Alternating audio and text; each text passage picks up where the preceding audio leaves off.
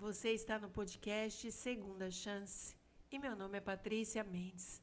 Seja muito bem-vindo, seja muito bem-vinda. E nós estamos aqui na temporada Eventos Finais. Graças a Deus, eu estou tendo a oportunidade de mais uma vez estar aqui com vocês para que a gente possa falar do amor de Jesus, possa meditar um pouco, orarmos juntos, possamos entender um pouco mais do que está acontecendo neste mundo. O que está de fato acontecendo, que muitos de nós não sabemos para que lado ir, o que fazer.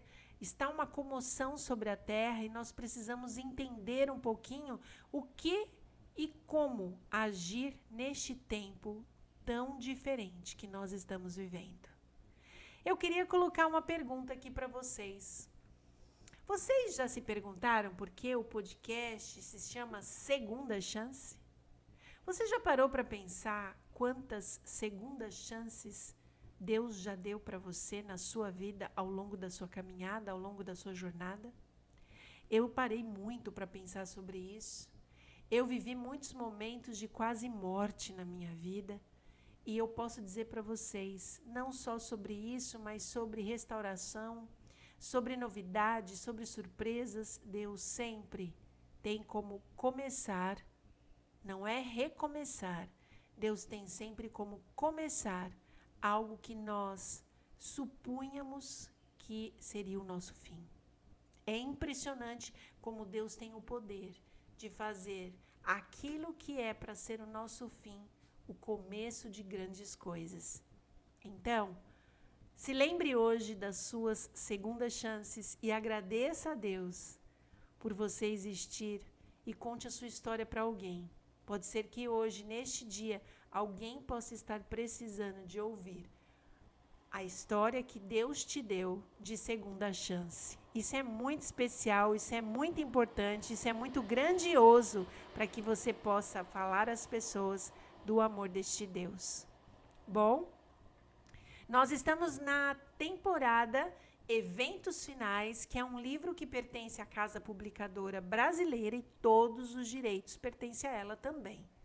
Mas nós estamos aqui para fazermos a leitura juntos, a gente conseguir introduzir dentro do nosso coração os ensinamentos deste livro, meditarmos um pouco sobre ele e orarmos juntos. Hoje nós estamos no capítulo 2 e mais uma vez eu vou te convidar a esta leitura e vou te convidar também para que você possa me visitar na minha rede social, Instagram, ali no @patricia.mendes número 7. Patricia.mendes 7, ok? Você é meu convidado, você é minha convidada. Vá até lá, tem coisas muito legais acontecendo por lá. E a gente, ao longo dessa temporada Eventos Finais, nós vamos falando um pouquinho sobre isso. Hoje é o capítulo 2. Vamos lá? Eventos Finais, capítulo 2. Sinais de que Cristo voltará em breve. Cristo preveniu seus discípulos da destruição de Jerusalém e dos sinais que ocorreriam antes da vinda do Filho do Homem. Todo o capítulo 24 de Mateus é uma profecia a respeito dos acontecimentos que precederão este evento. E a destruição de Jerusalém é usada para representar a última grande destruição do mundo pelo fogo. Cristo, no Monte das Oliveiras, enumerou os juízos terríveis que deviam preceder sua volta. E ouvireis de guerras e de rumores de guerra, porquanto se levantará nação contra nação, reino contra reino, e haverá fomes e pestes e terremotos em vários lugares, mas todas estas coisas são o princípio de dores. Está em Mateus 24, 6 a 7. Se bem que essas profecias tivessem sido cumprimento parcial na destruição de Jerusalém, aplicam-se mais diretamente aos últimos dias. Ao fim da grande perseguição papal, declarou Cristo, o sol se escureceria e a lua não daria sua luz. Em seguida cairiam as estrelas do céu, e ele diz: aprendei, pois, esta parábola da figueira. Quando já os seus ramos se tornam tenros e brotam folhas, sabeis que está próximo o verão. Igualmente, quando virdes todas estas coisas, sabei que ele está próximo às portas. Isso está em Mateus 24, 32 a 33. Cristo deu sinais de sua vinda. Declara que podemos conhecer quando ele está perto, às portas. Ele diz daqueles que veem estas coisas, não passará esta geração sem que todas estas coisas aconteçam. Estes sinais apareceram. Agora sabemos com certeza que a vinda do Senhor está às portas.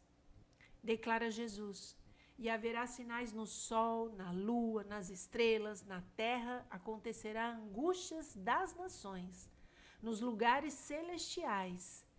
Em Mateus 21, 25, Mateus 24, 29, Marcos 13, 24 a 26, Apocalipse 6, 12 a 17. Os que contemplam estes prenúncios de sua vinda devem saber que está próximo às portas. Isso está em Mateus 24, 33. As nações estão agitadas, tempos de perplexidade se acham diante de nós. O coração dos homens está desmaiando de terror das coisas que sobrevirão ao mundo. Mas os que creem em Deus ouvirão sua voz em meio à tormenta, dizendo: sou eu, não temais. Estranha e momentosa história está sendo registrada nos livros do céu. Eventos que, segundo foi declarado, precederiam de perto o grande dia de Deus. Tudo no mundo está em agitação. Como um dos sinais da destruição de Jerusalém, Cristo havia dito: e surgirão muitos falsos profetas e enganarão a muitos. Isso está em Mateus 24, 11. Ergueram-se falsos profetas, enganando o povo e levando grande número ao deserto.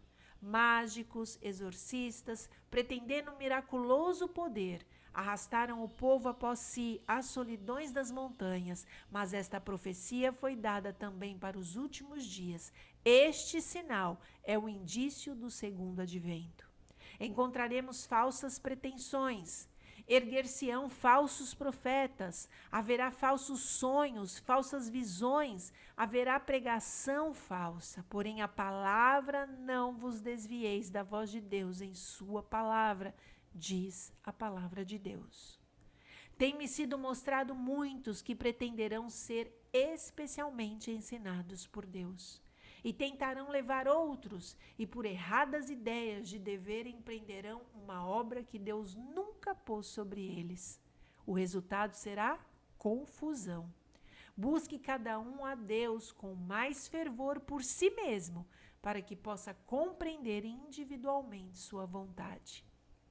Ontem à noite, um jovem estranho a todos nós, mas alegando ser um irmão de Vitória, veio visitar-nos e disse que queria ver a irmã White.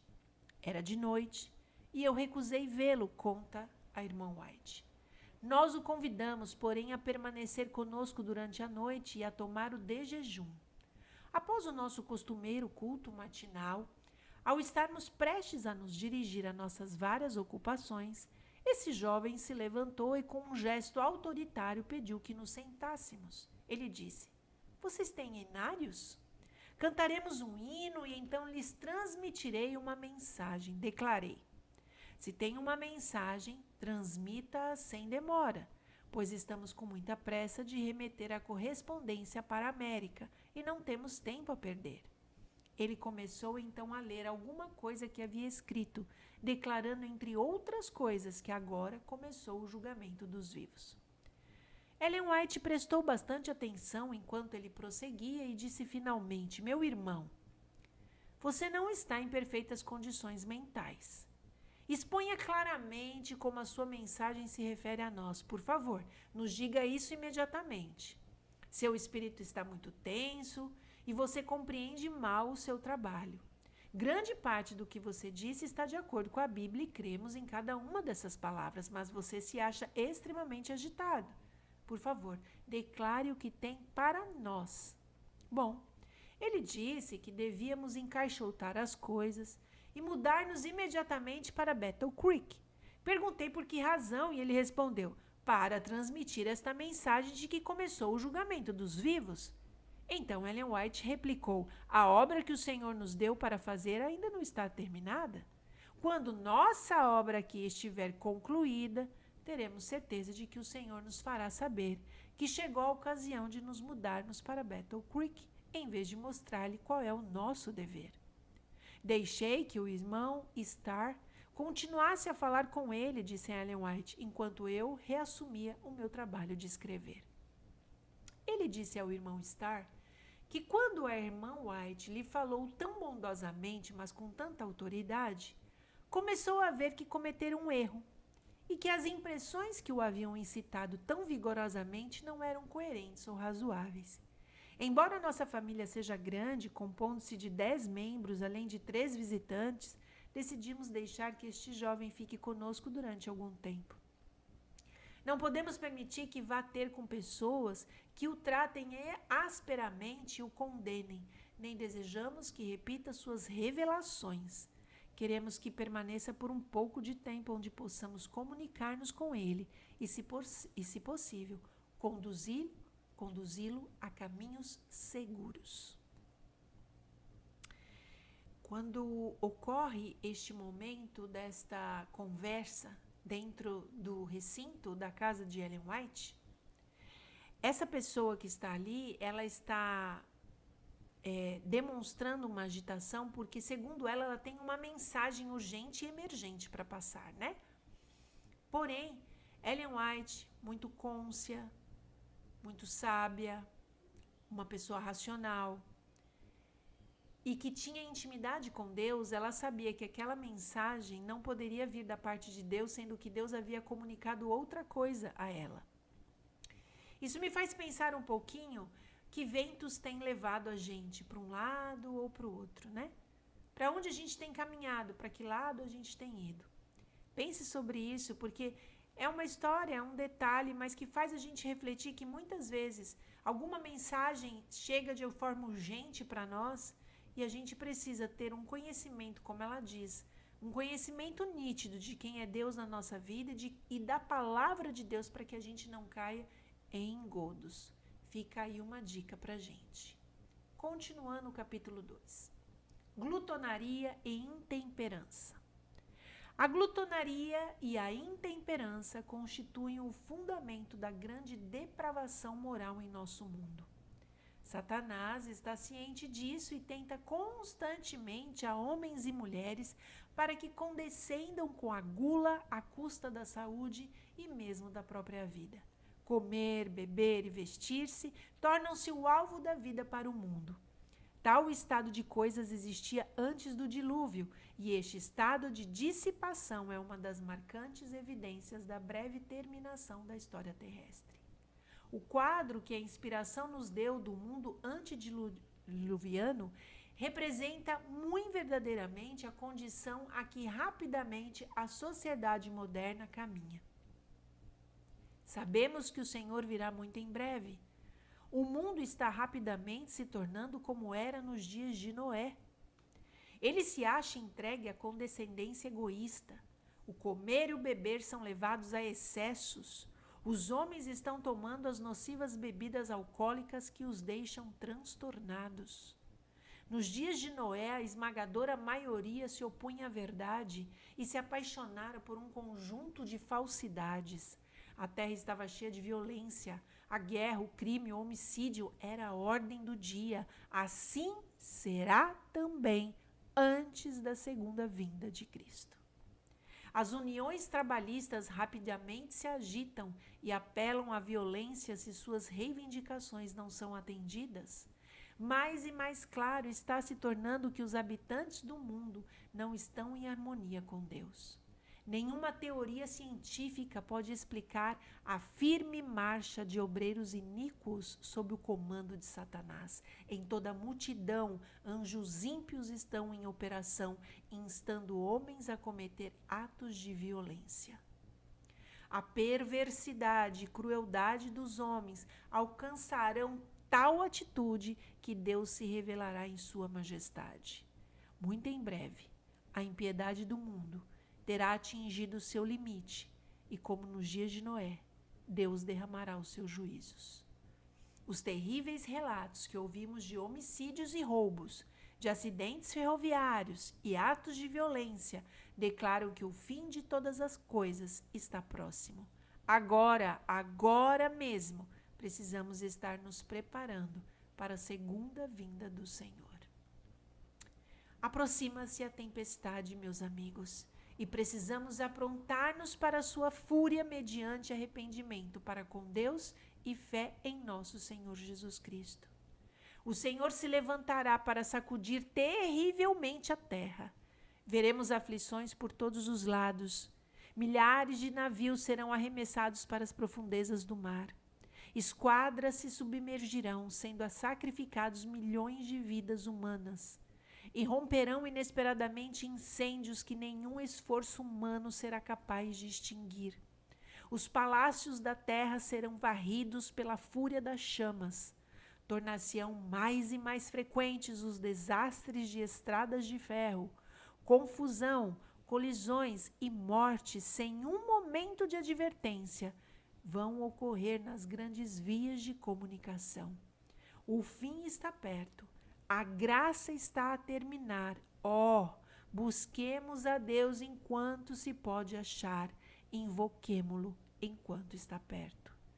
Nas últimas cenas da história terrestre, graçará a guerra. Haverá epidemias, pragas, fomes, as águas do oceano transporão seus limites, propriedades e vidas serão destruídas pelo fogo e por inundações. Deveríamos estar nos preparando para as mansões que Cristo foi preparar para os que o amam.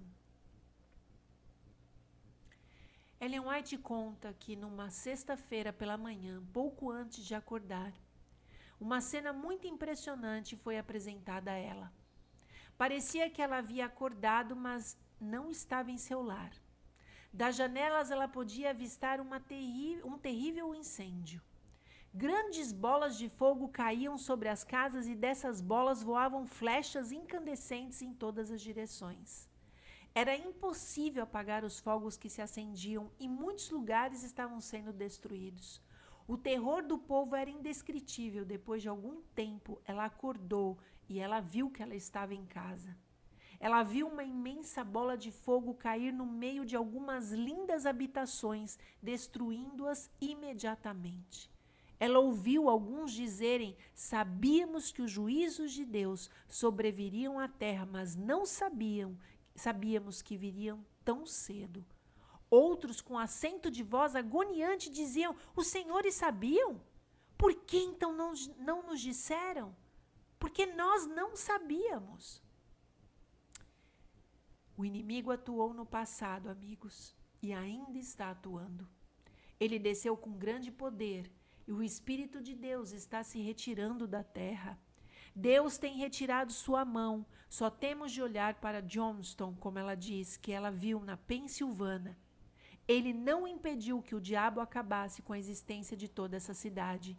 E estas mesmas coisas aumentarão até o fim da história terrestre. Aqui Ellen White está mencionando uma cidade na Pensilvânia, onde ela viu que Deus não retirou a sua mão ou não usou o seu poder para livrar aquela cidade da sua desgraça. A crosta terrestre será dilacerada pelas explosões dos elementos ocultos nas entranhas da terra. Estes elementos, uma vez desprendidos, arrebatarão os tesouros dos que durante anos têm aumentado sua fortuna pela aquisição de grandes posses a preços de fome dos que estão ao seu serviço. E o mundo religioso também será terrivelmente abalado, pois o fim de todas as coisas está à porta. Eu vou ler de novo esse parágrafo, porque ele é muito forte. A crosta terrestre será dilacerada pelas explosões dos elementos ocultos nas entranhas da terra. Estes elementos, uma vez desprendidos, arrebatarão os tesouros dos que, durante anos, têm aumentado sua fortuna pela aquisição de grandes posses a preços de fome dos que estão ao seu serviço. Chegou a hora, o tempo em que num momento podemos estar em terra sólida e no outro momento pode estar fugindo debaixo de nossos pés a terra, porque haverá terremotos onde menos se espera. Em incêndios, em inundações, em terremotos, na fúria das grandes profundezas, nas calamidades por mar e terra, é transmitida a advertência de que o Espírito de Deus não agirá para sempre com os homens. Antes que o Filho do Homem apareça nas nuvens do céu, tudo na natureza estará em convulsão.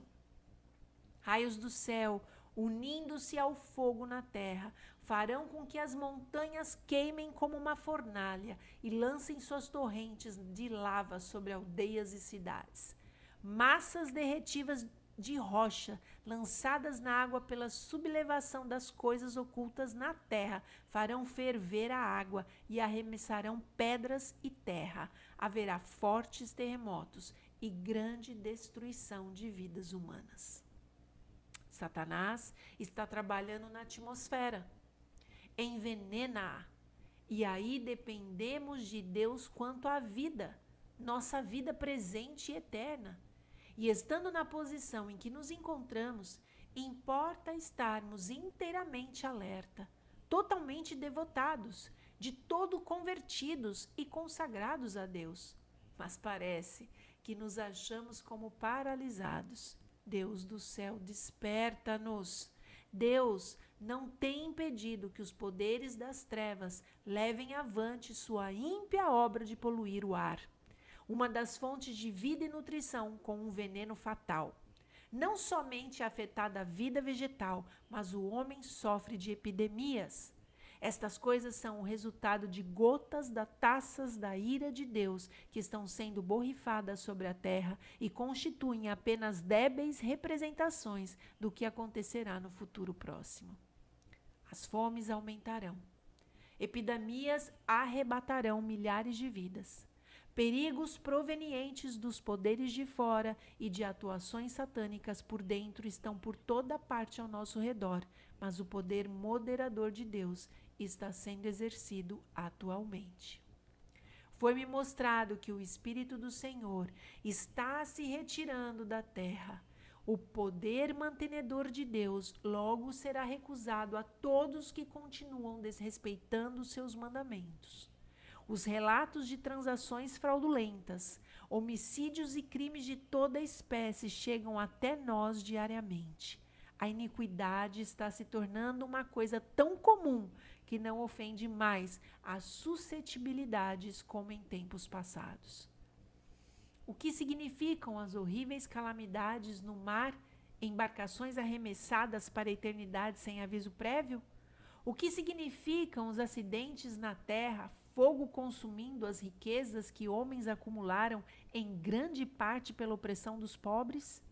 O Senhor não intervirá para proteger a propriedade daqueles que transgridem sua lei, violam seu concerto e calcam aos pés o seu sábado, aceitando em seu lugar um dia de descanso espúrio. As pragas de Deus já estão caindo sobre a terra, arrebatando os edifícios mais suntuosos como por um sopro de fogo do céu. Esses juízos não farão com que os cristãos professos caiam em si?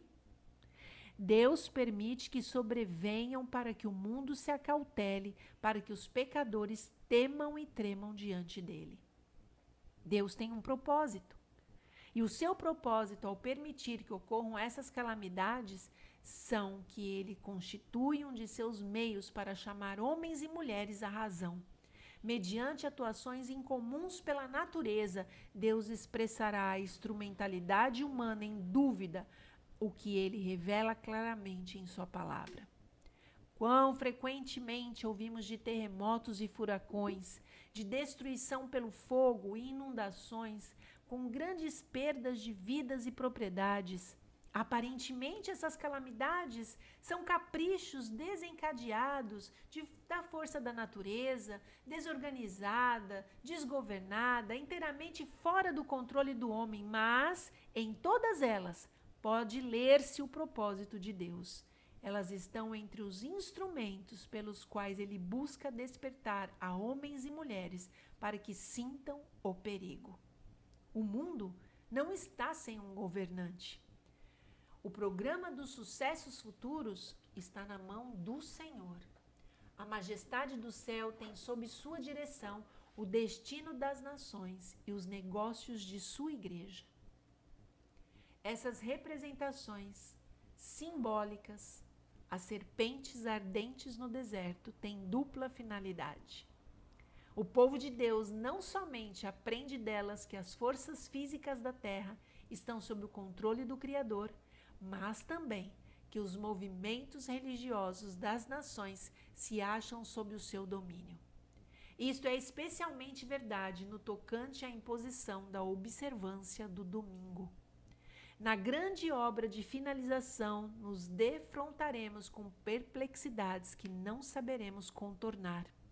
Mas não nos esqueçamos de que as 3 grandes potestades do céu estão atuando, que a divina mão está posta ao leme e Deus fará cumprir os seus desígnios.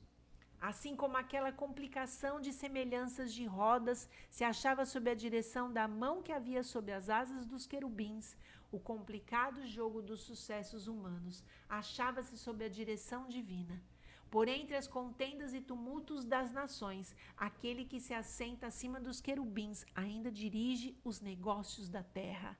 Isso está em Ezequiel 1, 4 a 26, Ezequiel 10, 8, Daniel 4, 17, 25 a 32. Vocês podem ler.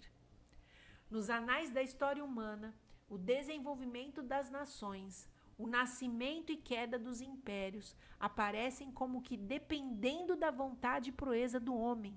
A configuração dos acontecimentos parece determinada em grande medida pelo seu poder, ambição ou capricho, mas na palavra de Deus a cortina é afastada e podemos ver acima, para trás e pelos lados as partidas e contrapartidas do interesse, poder e paixões humanos, as instrumentalidades do todo misericordioso, executando paciente e silenciosamente os conselhos de sua própria vontade. Poupando a vida do primeiro homicida, Deus apresentou diante de todo o universo uma lição que dizia respeito ao grande conflito. Foi o seu intuito não somente abater a rebelião, mas demonstrar a todo o universo a natureza da mesma. Os santos habitantes de outros mundos estavam a observar com o mais profundo interesse os acontecimentos que se desenrolavam na Terra. Deus tem consigo a simpatia e a aprovação do universo inteiro, enquanto passo a passo seu grande plano avança para o completo cumprimento. O ato de Cristo, ao morrer pela salvação do homem, não somente tornaria o céu acessível à humanidade, mas perante todo o universo justificaria a Deus e seu Filho em seu trato com a rebelião de Satanás. Todo o universo está observando com inexprimível interesse as cenas finais da grande controvérsia entre o bem e o mal. Nosso pequenino mundo é o livro de estudos do universo. Quanta revelação,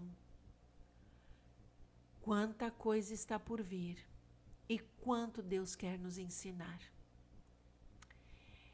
Tudo isso que eu li aqui, para nós hoje, é uma realidade.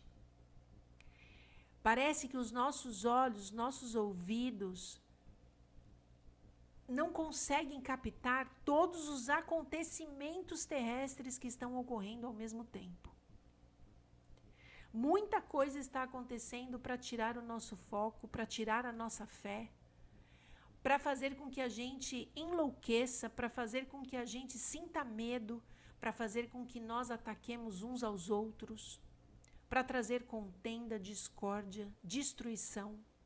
Porque o intuito do inimigo, gente, é roubar, matar e destruir. Deus está permitindo que o mal seja revelado a nós.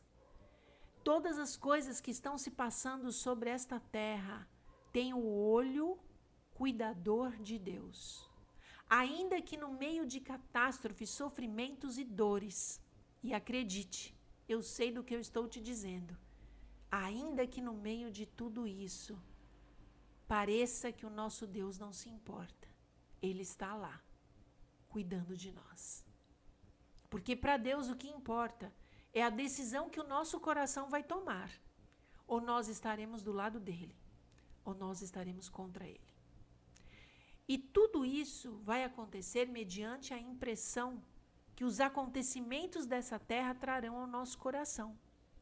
Se você quiser e achar que o que está acontecendo é uma injustiça de Deus e endurecer o seu coração, isso te será permitido.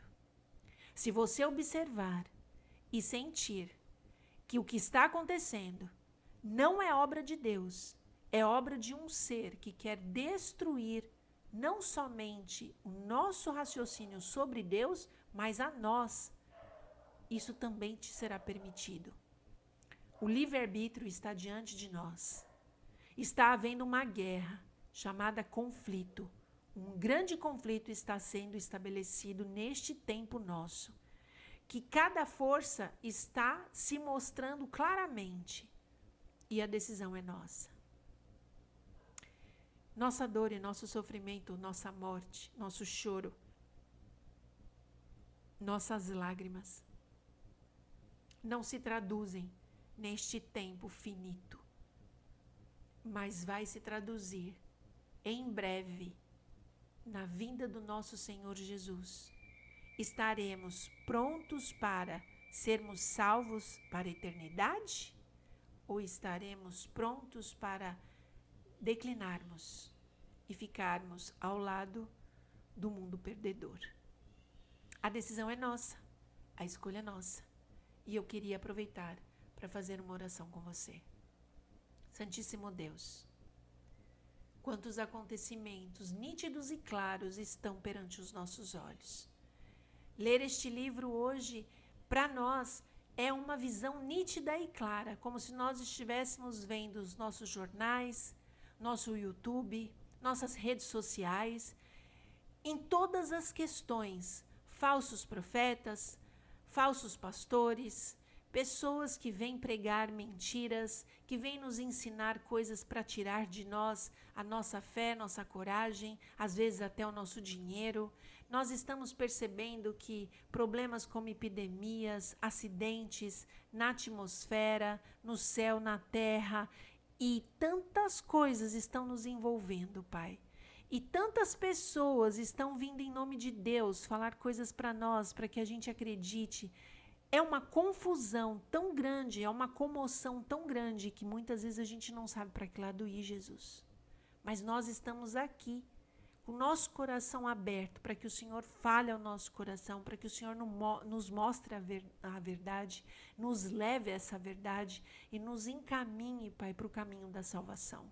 Que a Tua graça esteja sobre nós, que Teu Espírito possa estar sobre nós e mais do que nunca, Pai, que essa oração alcance qualquer pessoa que estiver ouvindo, não só levando a esperança de que há um Deus que está acima de tudo que está acontecendo e que tudo está no controle de sua mão, mas há um Deus perdoador, que pode descer ao mais profundo abismo, lá no vômito de onde Satanás nos levou, para nos puxar pela mão, nos perdoar, nos limpar, porque não existe nenhum pecador que tenha alcançado um caminho tão distante que o Senhor não possa lá salvá-lo.